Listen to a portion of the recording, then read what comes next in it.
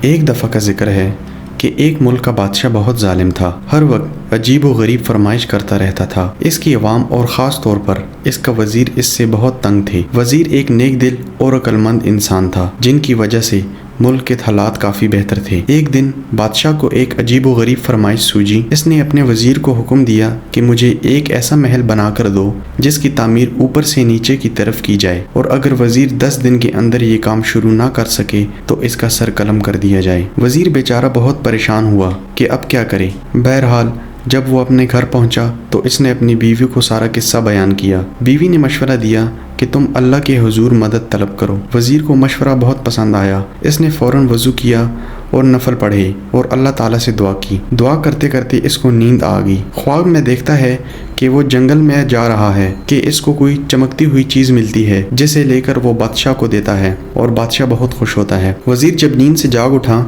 تو اس نے اپنی بیوی کو سارا خواب سنا دیا، تو بیوی نے فوراً کہا کہ جنگل کی طرف جاؤ، وہاں سے تمہیں مدد ملے گی۔ وزیر نے اگلے دن ہی اپنا سامان باندھا اور سفر کو نکل پڑا۔ وہ تھوڑا بہت آرام کرتا اور پھر چل پڑتا۔ چلتے چلتے اس کو 5 دن ہو گئے تو اس نے سوچا کہ چلو اب واپس چلتے ہیں، اس مسئلے کا کوئی حل نہیں۔ جب وہ واپس مڑنے لگا تو اچانک اس کی نظر ایک خرگوش پر پڑی جو بیچارہ شکنجے میں پھنسا ہوا تھا۔ نیک دل وزیر نے فوراً شکنجے سے خرگوش کو آزاد کرا دیا اور پھر واپس مڑنے ہی لگا تھا کہ اس کو ایک آواز آئی، اے نیک دل انسان، تمہارا بہت شکریہ۔ وزیر حیرت سے مڑا تو کیا دیکھتا ہے کہ ایک چھوٹا سا بونا کھڑا ہے جو بول رہا ہے۔ وزیر کے پوچھنے پر اس نے بتایا کہ اس کو ایک جادوگر نے خرگوش بنایا ہوا تھا اور شکنجہ کھلتے ہی جادوگر کا اثر ضائع ہو گیا۔ وزیر نے جب اس کو اپنی مشکل بتائی تو بونے نے اس کو اپنے ساتھ چلنے کو کہا۔ چلتے چلتے وزیر کو ایک غار کے پاس لے آیا اور اسے اندر جانے کو بولا۔ وزیر اندر گیا تو دیکھا کہ اندر ایک بزرگ عبادت کر رہے ہیں۔ اس نے انہیں سلام کیا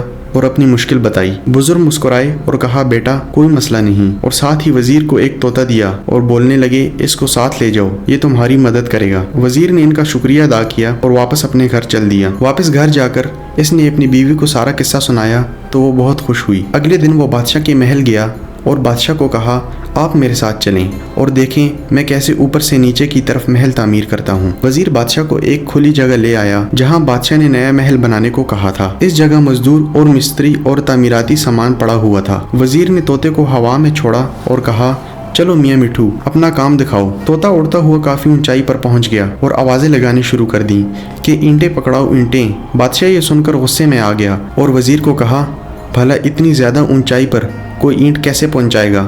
وزیر یہ سن کر بولا، حضور والا، اگر اتنی اونچائی پر اینٹیں نہیں پہنچائی جا سکتی تو اوپر سے نیچے تعمیر کیسے کی جا سکتی ہے؟ بادشاہ وزیر کی عقل مندی دیکھ کر بہت خوش ہوا اور اس نے اپنی غلط کاموں کی معافی مانگی اور وہ بھی ایک نیک دل اور اچھا انسان بن گیا۔